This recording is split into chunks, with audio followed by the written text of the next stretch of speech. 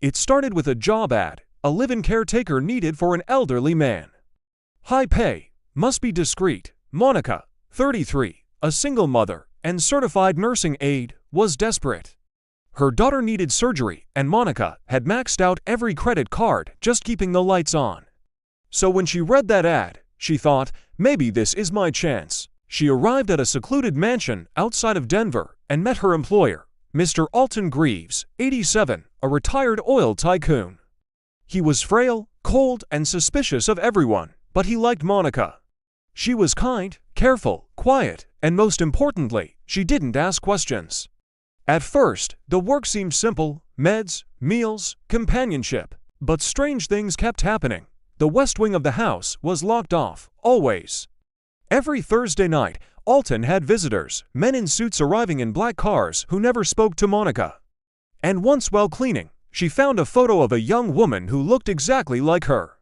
The more Monica worked there, the more she felt something was off. Until one night, she was awoken by a scream. She rushed into Alton's room, and he was gone. She found the back door open, the gate code used. Alton was gone. She called the police, then the housekeeper, but neither answered.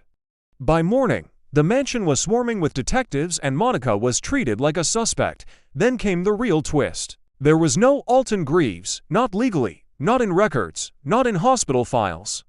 The man she had cared for, a generous benefactor, a loving patient, he wasn't real. The house wasn't in his name either. It belonged to a shell company owned by someone in Panama. As the police dug deeper, the truth unraveled. Alton, or whoever he was, had faked his death 3 decades ago to escape a massive corporate embezzlement scandal.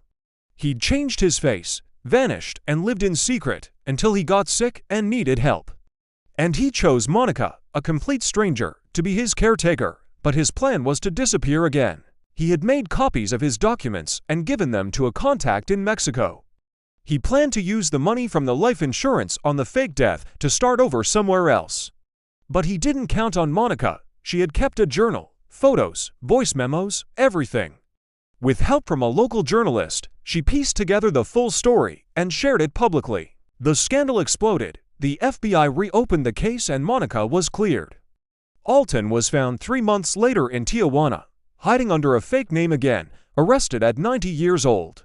Monica didn't want revenge, but she got something better: justice. A book deal, and enough money to finally pay for her daughter's surgery. And that photo of the girl who looked like her. It turned out Alton had a daughter he abandoned long ago. Monica was her niece. Fate brought her to the mansion